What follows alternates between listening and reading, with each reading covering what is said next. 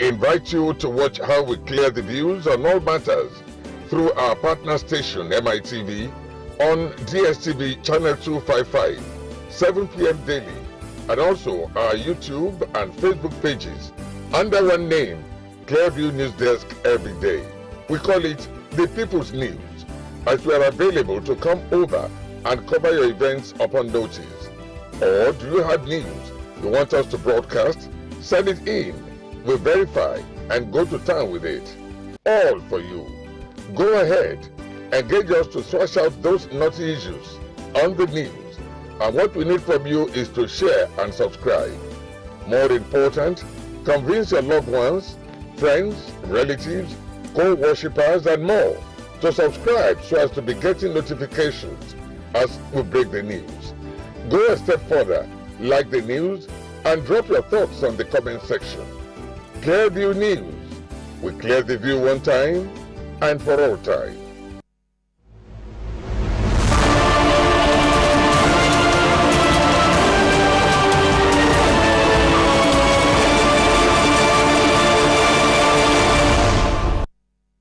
Hello and welcome to Clearview News Desk. We're reaching you live from Nigeria's capital city, Abuja. First, the headlines.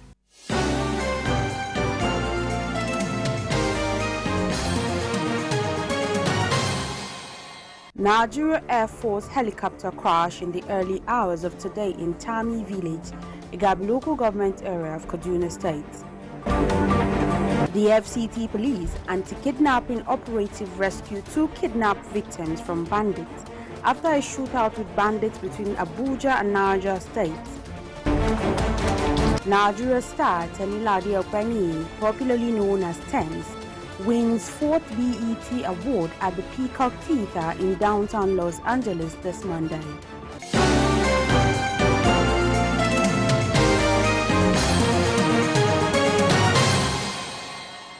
I'm Florence Joshua with these and more.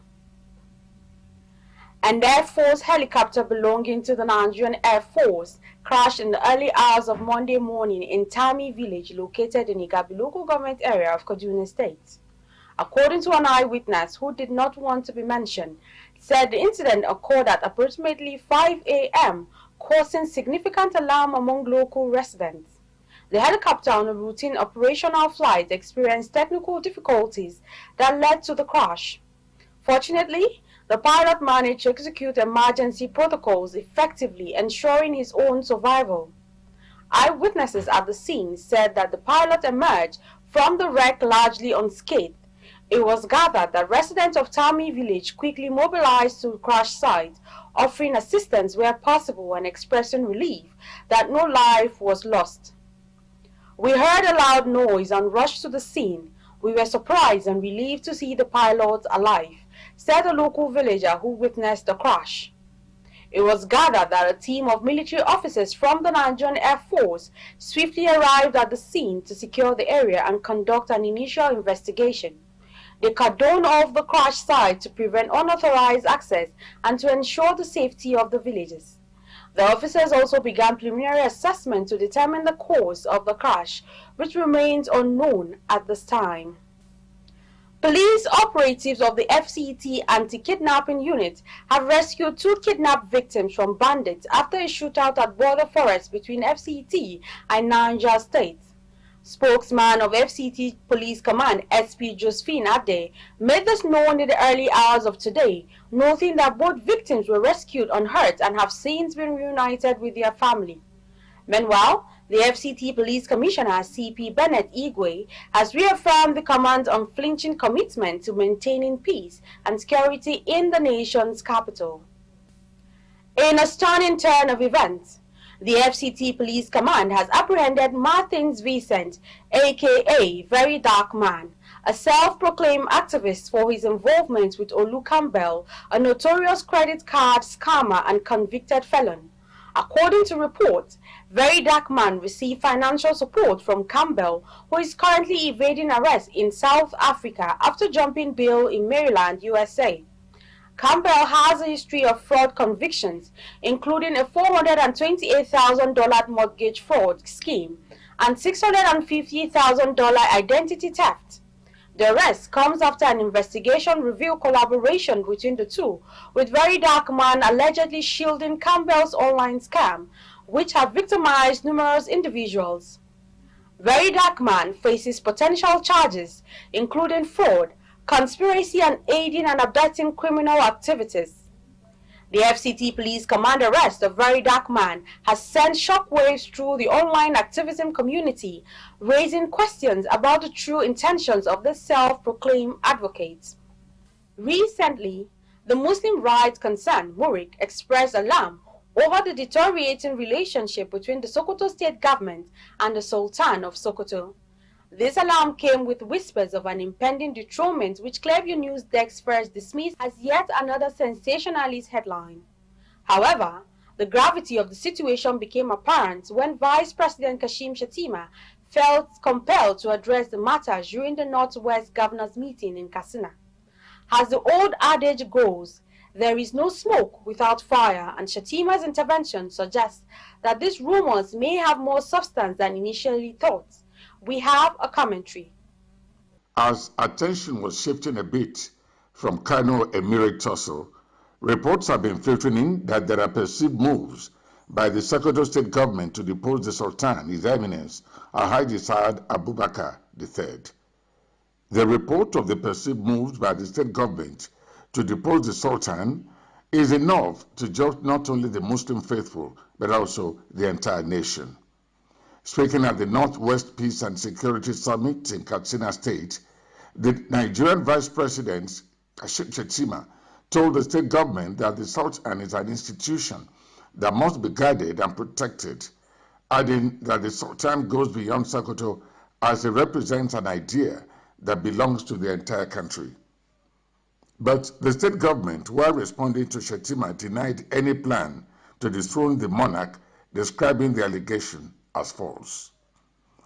Clearview News Desk has, however, learned authoritatively that talks have commenced with the state governor on how to resolve any contentious issue.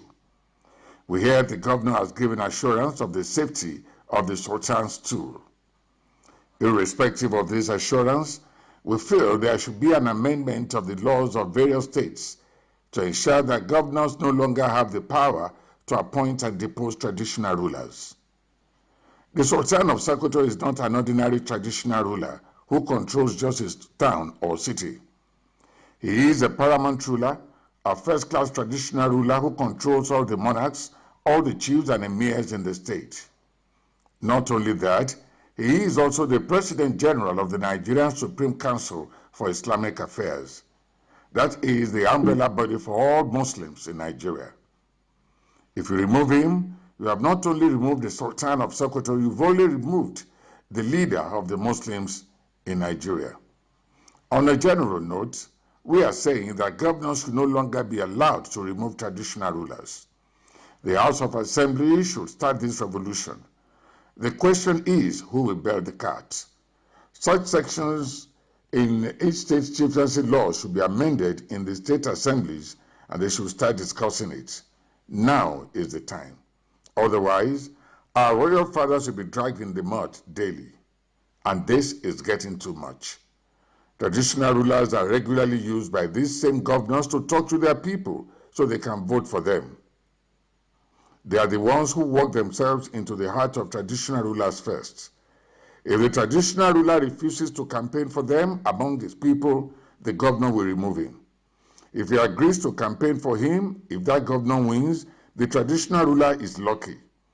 If the governor doesn't win, the other candidate who the traditional ruler did not campaign for will consider the traditional ruler an enemy, and the first target he must fight immediately after he assumes office. The traditional rulers should be saved from this mess. The governors coming to spend 4 years, at most 8 years. These traditional rulers have been there for more than 20 years. You come today and you want him to dance to your tune? If he doesn't do that, you remove him from power and he may not regain that throne again. We don't know of any traditional ruler who was able to walk back to power again. Whoever was picked by the governor will sit tight and it becomes a tug of war between the two families. No wonder former head of state Olusegun Obasanjo said Nigerian governors live like emperors. The traditional rulers are in the palaces and do not know when they will be removed. Sometimes they hear about their removal over the radio. Sometimes the governor invites stakeholders to an executive meeting, including the king, to be removed. And as he sits down, policemen surround his palace and ask people to move out. And the king will never return to the palace. Is this not tyranny? What we are saying is that the practice should become history. Traditional rulers should be allowed to rule, and the powers to remove and appoint traditional rulers should no longer rest with governors. It all starts with the appointment of traditional rulers all over the country. The governor should not be involved in the selection of traditional rulers. Names are usually picked by kingmakers and sent to the governor, who selects whoever he likes. Clearview is therefore calling on lawmakers in Nigeria to stop governors from ridiculing the kings. If the laws are repealed, the governor shouldn't be the ones to present staff of office. The governor should only play ceremonial roles at the installation of kings. The governor becomes an ordinary citizen after his tenure, but the king remains so long as he lives. The governor will become the subject of the king after his tenure. In the case of Sokoto, our faceless group had accused the revered monarch of partisanship during the 2023 general election, but had provided no evidence to support the allegation. To avoid incessant mistrusts between state governments and traditional rulers in the states, it is high time traditional rulers, too, insulated themselves from partisan politics and focused on their palace duties and other traditional roles, while the state governors should concentrate on providing good governance and dividends of democracy to the people. Frequent clashes between governors and traditional rulers are counterproductive and therefore unnecessary. It's no news that bullying in most public and private schools in Nigeria has increasingly become a serious concern. In spite of widespread cases of bullying, there is little knowledge regarding factors that could increase or reduce such behavioral traits among children in the country. In an exclusive interview with Clearview's Gloria Atta, Angela Brown, a nurse, life coach and motivational speaker, gives a deeper insight regarding how the society can work to change the narrative in the country.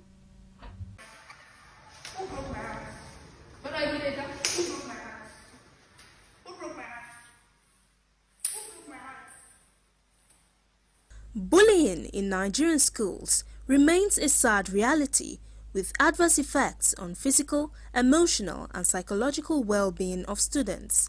It takes various forms, including physical violence, verbal abuse, social exclusion, and cyberbullying.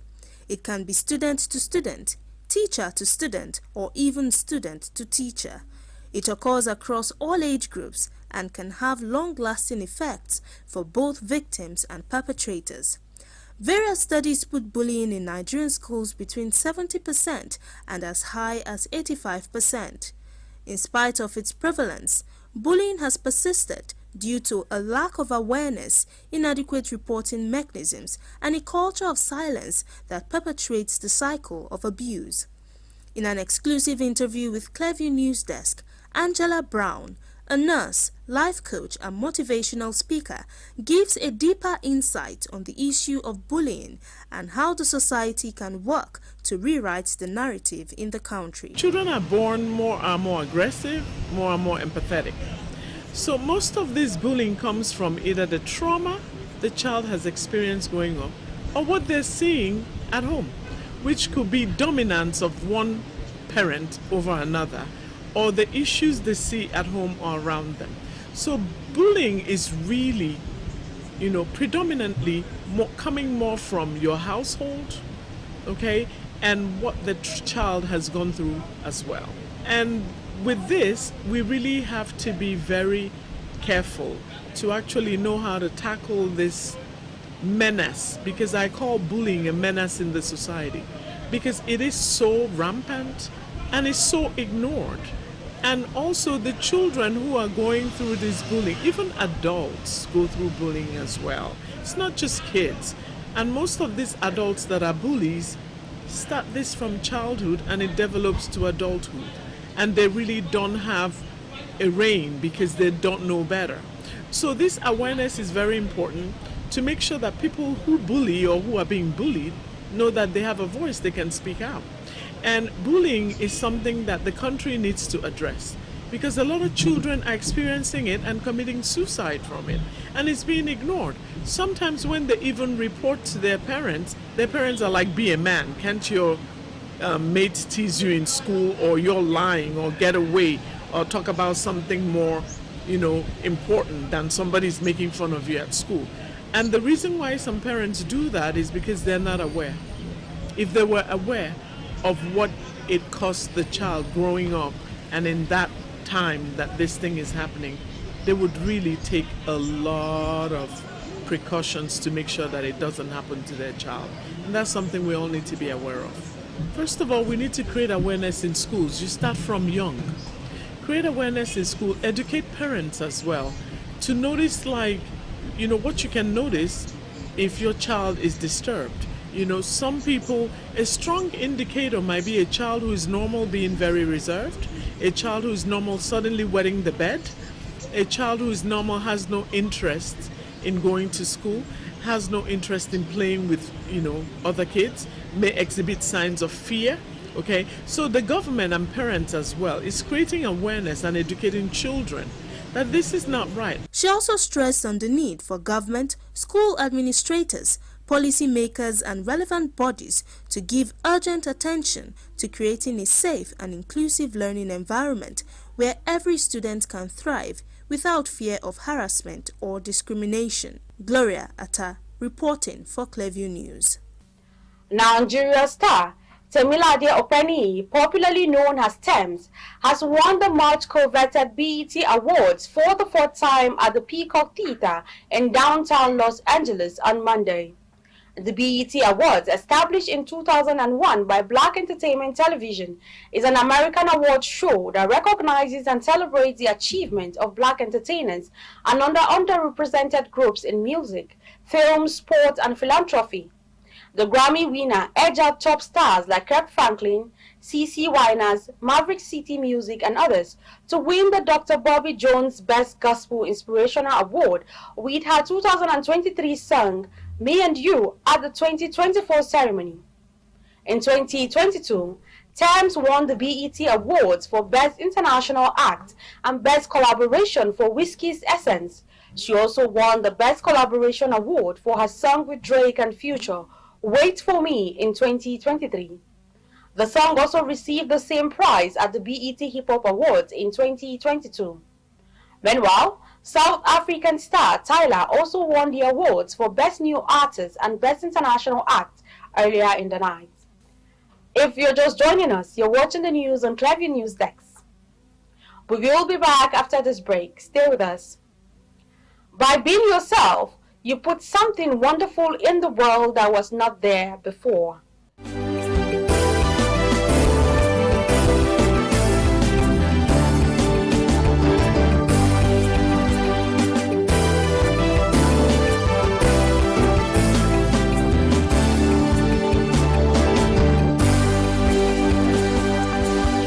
Welcome back.